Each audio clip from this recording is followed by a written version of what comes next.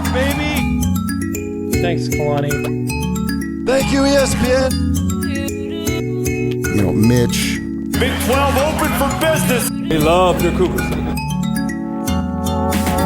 Welcome on in, Cougar Tracks podcast powered by KSLSports.com. I am your BYU insider, Mitch Harper. Happy as always to have you on board of the podcast wherever and however you may be listening to the show. BYU football scheduling news. It's not as big of a story as it once was during the independence era. However, this scheduling news gives us a clear idea of the direction BYU is going with its non-conference scheduling for basically the next decade, and we'll unpack all of that here in this edition of the show. You can follow me on X and Instagram at Mitch_Harper. Follow KSL Sports on all the socials, X, Instagram, Facebook, TikTok, at KSL Sports, and download the KSL Sports app today. So if you missed the news, BYU football announced many of its non-conference schedules from 2026 and beyond, and all these little details and nuggets along the way. So we've got a pretty good idea now of the direction BYU football will go with scheduling between now and about 2032.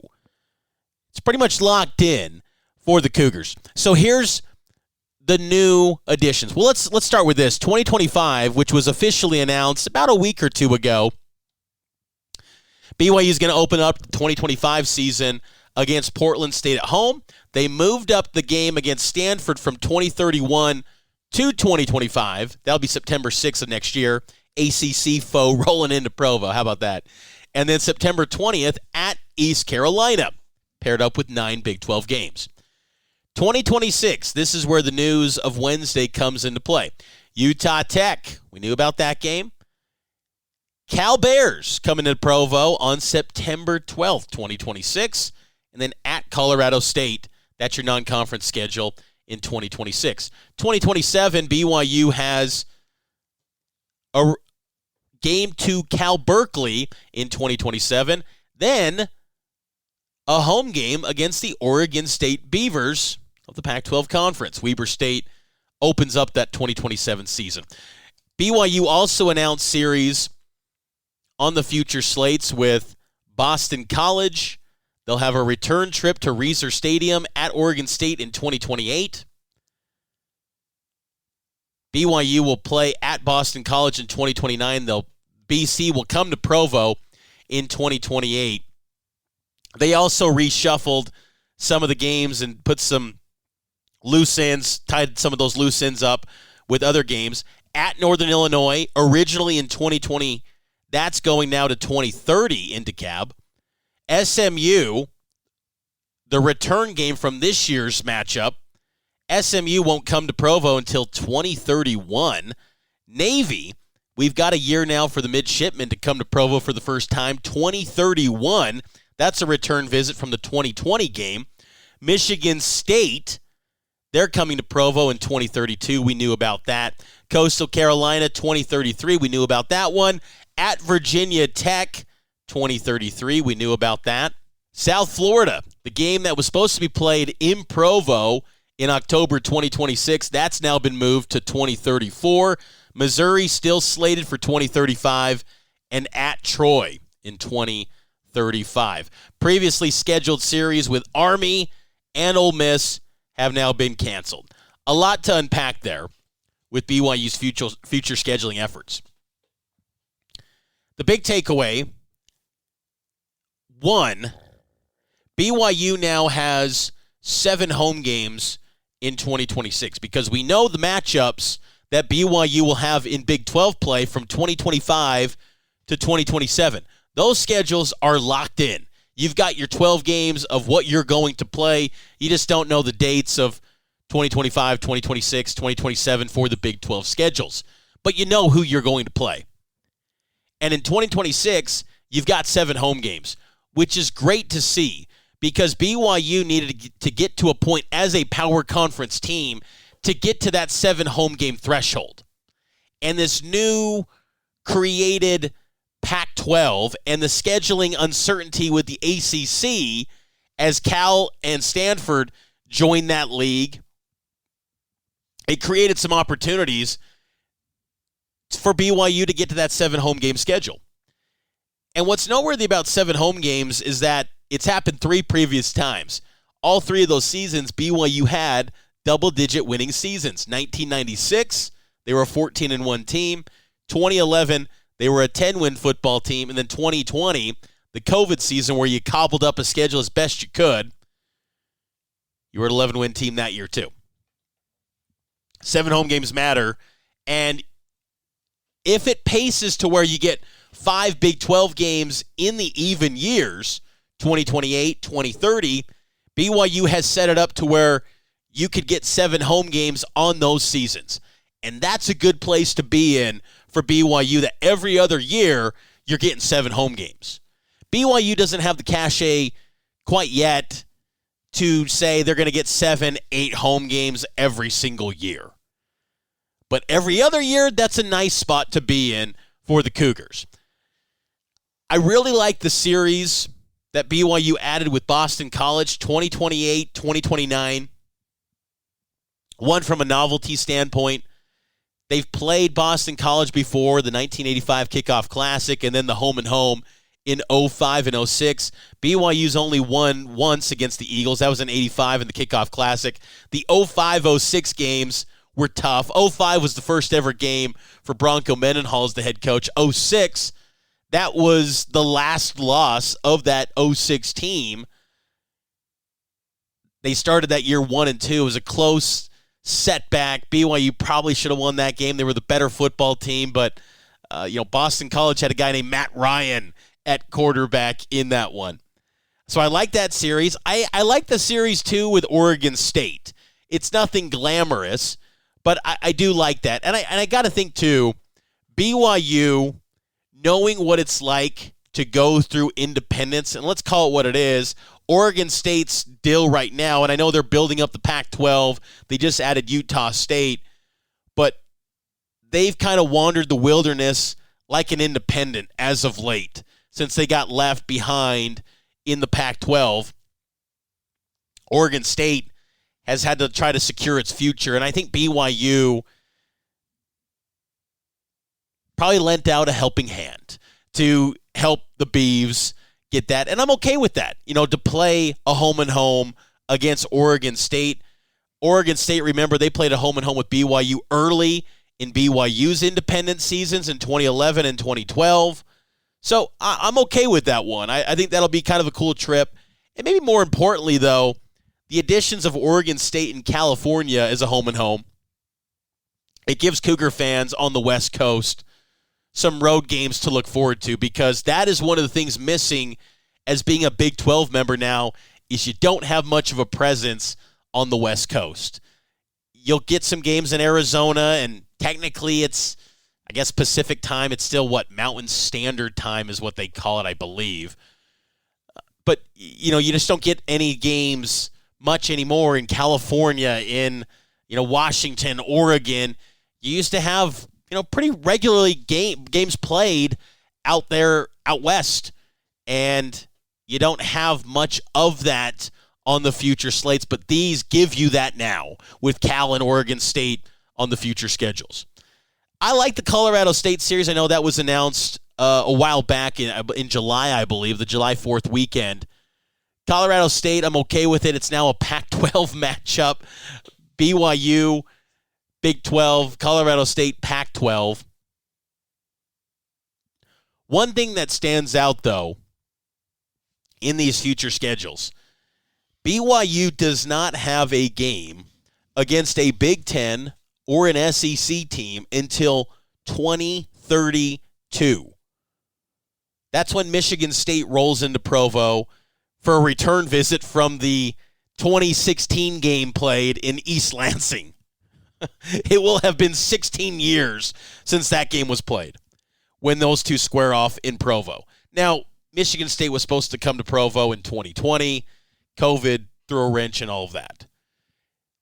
The next time BYU faces an SEC team is 2035 against Mizzou, September 8th. It's a bummer to see the Ole Miss series go away.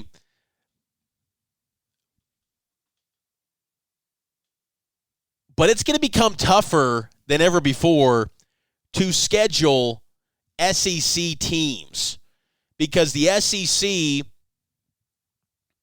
is likely going to go to a 9-game conference schedule, I would think, in the near future. That paired up with many SEC teams have rivalries with teams in the ACC, there's just not going to be many chances to play these SEC teams anymore. And that's a bummer because SEC games are awesome. Big Ten games too, awesome. Here's my hope in the future. And look, my thought would throw a wrench in all these schedules that have taken quite a bit of time to piece together and bring this all together. But I want to get to a point where the Power Four just plays the Power Four. And look, that might sound elitist now because BYU's in the club, but honestly, I don't need to see BYU play Southern Illinois. I didn't need to see BYU go to Laramie and play Wyoming this year. I didn't need to see that. Those were two games that don't give you a real barometer of what that team is. If athletes are going to get paid now, and still it pales in comparison to NFL money, but we're getting closer to the revenue sharing era where they're getting a cut of media rights. How can you bolster the media rights and the dollars and the value of those media contracts going forward? Do you keep throwing on BYU Southern Illinois, BYU Weber State, BYU Utah Tech, BYU Colorado State, or BYU Michigan State, BYU SMU, BYU Virginia Tech? You're going to go with the latter because those are Power Four games. I want to see the sport evolve into that. And that's where it becomes. Now, maybe you have an exception with maybe the Pac-12, maybe the Sun Belt. I don't know. We'll see what ends up being all these group of 6 leagues moving forward. But that's kind of my hope because I just think that would be great because no one needs to see Alabama take on an FCS team. No one needs to see Georgia take on some intersectional, Kentucky team. They don't need that. We want to see these power conference teams that are filled with rosters of guys that make money now going forward in the future with revenue sharing. Have them play 12 games against Power 4 teams. And with how big these conferences are, maybe you go 10 conference games and then 2 non-conference games. I'm okay with that too because it kind of makes me a little bit sad to think BYU is not going to play Kansas State until 2027. I want to see that game revived a little bit sooner. So I like this non-conference slate. It's fine, but I'm not a fan of the whole FCS game. I think that needs to go by the wayside. And there's been coaches that have said it helps the football ecosystem. I think Jimbo Fisher was a vocal advocate of that. It helps everything work and operate. But I'm sorry, should that be the responsibility of a power conference team to finance the weight room and all the cliche things that the FCS team does to play that body bag game? No, that shouldn't be. That's not the responsibility of BYU, SEC teams, Big Ten, ACC. That's not their job. If they can't afford a weight room, then they got to find other ways to go about getting that weight room expansion, in my opinion. That's just where I hope.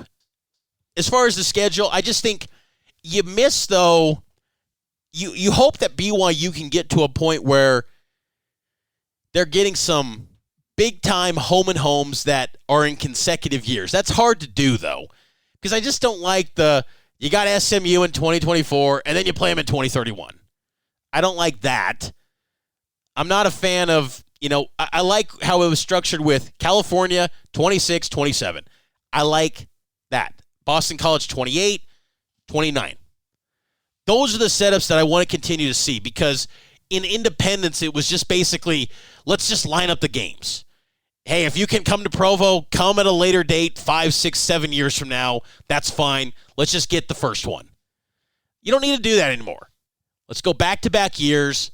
Make it so you can get that revenge factor piece because that makes a better storyline game. It makes it just there's a lot of value added to that dynamic when you're playing in consecutive years a non-conference foe. Because then you just go, in 2035, why is BYU at Troy? And that goes to my next point with these non-conference schedules. I admire that BYU is very respectful of its contracts. Tom Holmoe does not cancel games, period. He just doesn't. The only games that were canceled in the transition to the Big 12 were just because of the terms in the contract. That BYU, if they go to a power conference, the games would go away at no cost. In those games, many games had to be canceled. They're honoring series that started pre-Big 12. So the Northern Illinois game, they're honoring Coastal, which I like that one because of what that game meant, and you want to get another crack at them, but it's a shame that it's 2033. South Florida and Troy, and East Carolina next year too. Personally, I would have liked to have seen BYU get out of all those games. I know that they're honoring the second end of the series. 3 of the 4 are on the road. There is no need for BYU to go to East Carolina in 2025. That should not be happening, in my humble opinion. You should not go to a 2-time zone game in a group of 6 team anymore. That should have just been bought out, or you exhausted the Big 12 scheduling loophole that BYU had at its disposal to get rid of that game. But they didn't. And you commend them for that they don't pull a Tennessee like the Vols did to BYU. That was such a bummer. Imagine Tennessee last year coming to Provo in 2023. We think about what the atmosphere that was there in Provo for the K-State game last week. And I know BYU wasn't good last year, but still, that atmosphere could have been good for maybe 6 points, maybe. And you could have hung with Tennessee, maybe. So you got to respect BYU from that standpoint, but sometimes just be a little aggressive. Maybe that could have been the spot to get 8 home games next year and really build up the chance for the record and things like that. So I'm not a fan of that East Carolina game staying on. I'm not a fan of the Troy game staying on. Really, the South Florida game, that does nothing for me either. I know it's in Provo. It's a home game. That's the only value to that. I was surprised to see Northern Illinois resurface because there hasn't been much talk about that. And to see BYU honoring that commitment to go to a MAC school in another time zone, that was a little bit surprising. Remember, that game was going to happen in COVID, and it was going to be played at an MLS soccer stadium. I would hope in that situation, if you are going to play Northern Illinois in 2030, put it in the new Soldier Field or whatever NFL stadium maybe is out there in Chicago at that juncture in 2030. That's what I would like to see. Don't make it be a situation where you're going into a little Max Stadium again, like you saw in 2019 with the Glass Bowl in Toledo. There's no need to do that because BYU brings fans to every game now. Doesn't matter where they go, a road traveling fan base is there for BYU, so that team's got to have the accommodations to be able to give BYU fans the chance to attend that football game. And if you can't do that, well, then cancel the game. That's kind of my argument to that, too, is that BYU has grown a lot to where going to games on the road is a thing for this fan base. Like, BYU's always had fans show up for decades, but it's really grown. In independence, it became a much bigger deal than ever before.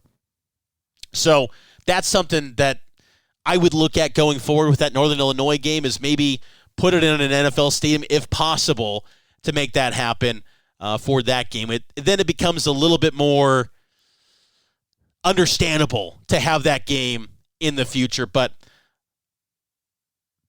I also like that BYU's getting a return visit from Navy 2031. Getting the military academies is so difficult. It is a challenge. It's honestly kind of like a scheduling dream for Tom Holmoe to line up those programs because of the challenges and the headaches that come with those teams. I mean, Navy, they've got Air Force, they've got Army. Army, I don't know quite yet how that's going to work with them and the American, if that's a conference game or if it's still a standalone game, an Army-Navy week. I don't know how that's really going to work on their standings in the AAC going forward. But then they've also got Notre Dame. So the fact that Navy is still going to honor the return visit to Provo, that kind of surprised me a little bit because there had not been much buzz on that front either with Navy, but that they're nailing down a year, 2031. That's when they're coming to Provo. I'll still believe it when I see it because, again, the military academies, BYU's had series with them often. There was, I think, a series, a home and home, I believe, in like the early, mid-2000s with Army. That got canceled. There have been series with the military academies. It's tough to get them. But if Navy does come in 2031, it would be the first time BYU has ever hosted Navy in Provo. The series with Army, you knew that was going to go by the wayside. There was a tentative game in 2032. No surprise. BYU didn't go to the 2020 game due to a COVID outbreak, and Army wanted no business of BYU. After what BYU did to Navy that year, Army wanted no business with BYU that season. None. I know that their AD, I think, put out a statement of, hey, we want someone who's willing to step in and play and is safe and not having the COVID outbreaks. I remember there were many weeks in November and December where BYU needed a game and Army was not picking up that phone. So you knew that game was never going to happen, and it got canceled, of course. But still, I like the future schedules. It's exciting to just kind of get the picture clear now, because there was a little bit of uncertainty. When BYU joined the Big 12 last year, they were kind of done.